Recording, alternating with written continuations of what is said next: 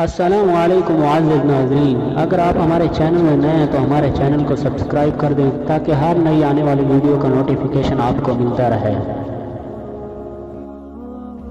حضرت ابو العاص سہل بن سعد سعدی رضی اللہ تعالیٰ عنہ سے روایت ہے کہ حضرت صلی اللہ علیہ وسلم نے خیبر کے دن فرمایا، میں یہ جھنڈا کل ایسے شخص کو دوں گا جس کے ہاتھوں پر اللہ تعالیٰ فتح عنایت فرمائے گا، اور وہ اللہ اور اس کے رسول سے محبت کرتا ہوگا اور اللہ اور اس کا رسول اس سے محبت کرتا ہے۔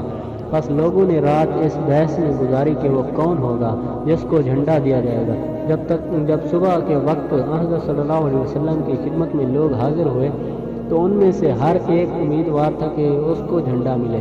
آپ صلی اللہ علیہ وسلم نے فرمایا، علی بن ابی طالب رضی اللہ تعالیٰ عنہ کو کہاں ہیں؟ عرض کیا، یا رسول اللہ ان کی آنکھیں خراب ہیں۔ تو آپ صلی اللہ علیہ وسلم نے فرمایا، ان کی طرف پیغام بھیجو۔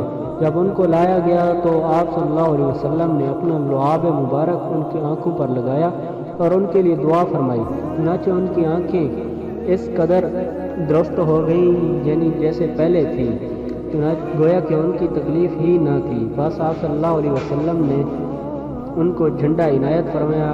علی المرتضیٰ رضی اللہ تعالیٰ عنہ نے عرض کیا، میں ان سے لڑوں یہاں تک کہ وہ ہماری طرح ہو جائیں۔